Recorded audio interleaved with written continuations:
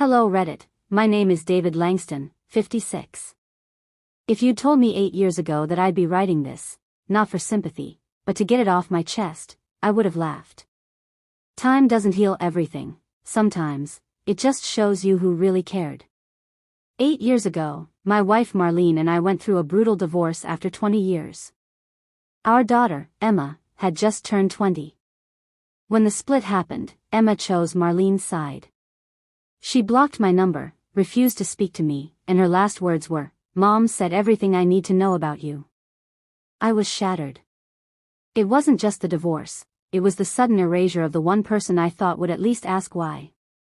But she never did, no questions, no room for my truth, just silence.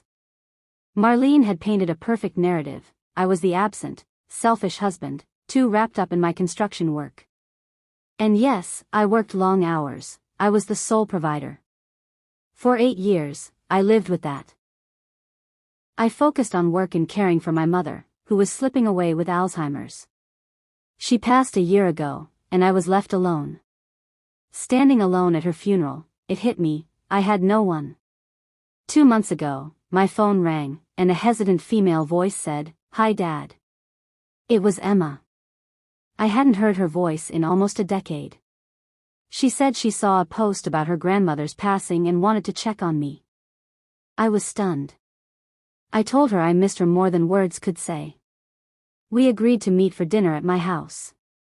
I cleaned, cooked her favorite shrimp Alfredo, and even bought flowers. When I opened the door and saw her, it was like time collapsed. She looked like her mother, but flashes of the little girl I used to carry on my shoulders flickered.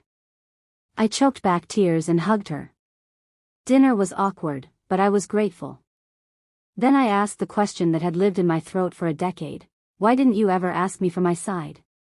She looked down and said, "I was scared. Mom said things, and I believed them. I didn't know better." She apologized, saying she regretted everything. I wanted to believe her, but something felt off. Eventually, I asked what made her reach out now. She had gotten engaged a few months ago, and money was tight. She'd hoped lawyers would contact her about Grandma's inheritance.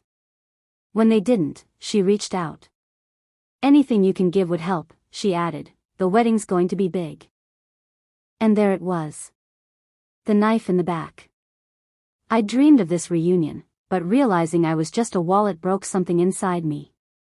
I told her the inheritance went to me. Grandma changed the will. I planned to start a woodworking business. Out of my own pocket, I'd give her a few thousand for the wedding. Her face fell. "That's it?"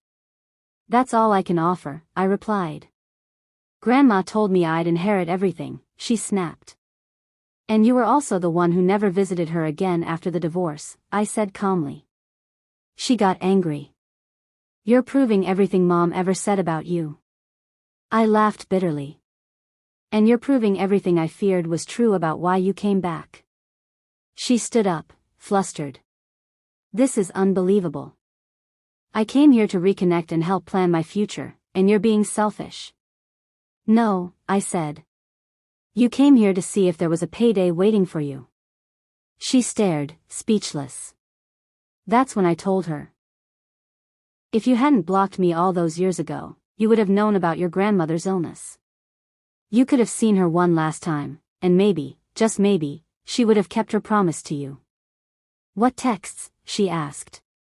"Unblock my number." She did. I forwarded every single one, begging her to talk, updating her on Grandma's condition, inviting her to say goodbye before the funeral. Silence. "I didn't know." "You didn't want to know." We sat in silence. I stood up. "I don't hate you, Emma. But I don't trust you. And love without trust isn't love at all. I spent 8 years mourning you, but I'm done. I'm done being a father to someone who only remembers me when there's money involved." She left without another word. I stood in my quiet house, alone, but finally at peace. 3 days later, I got a call from Marlene. I let it go to voicemail, but she kept calling. On the 4th call, I answered. "David?" Her voice was cautious. Can we talk? You're right, you're the last person I want to hear from. Emma came home upset. She told me everything, Marlene said.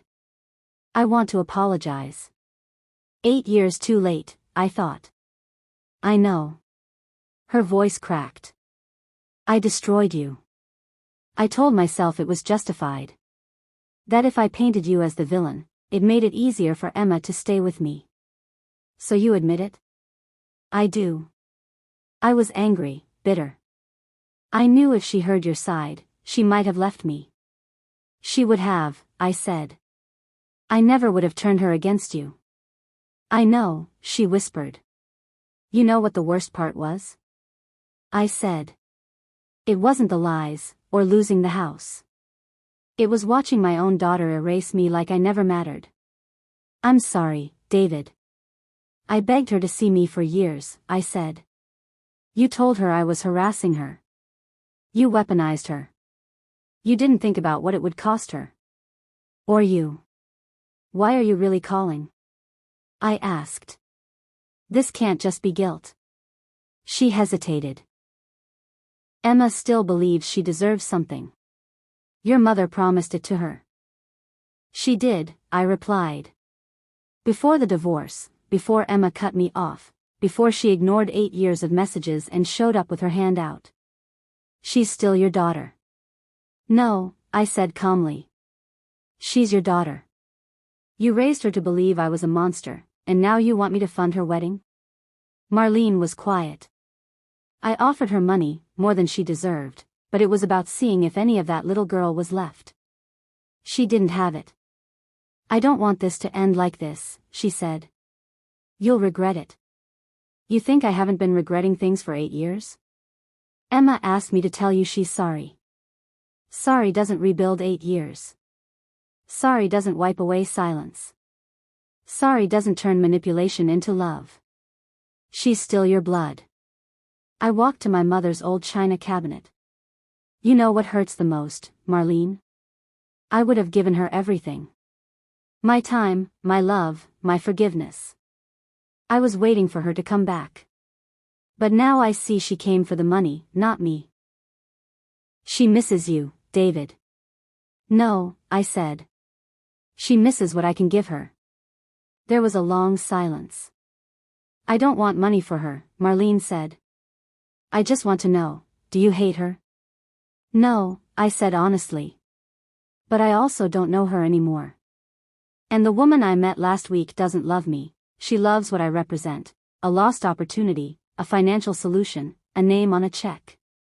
I'm done being needed only when it's convenient. I ended the call. A letter came, no return address. Inside, a photo of Emma at 5, grinning on my shoulders. A short note, I don't know how to fix what I broke. Maybe I never can. But you were the best dad I could have asked for, and I'm sorry I didn't realize it sooner. No request for money. I put the photo on the mantel. But I didn't call her. Not out of anger, not out of spite.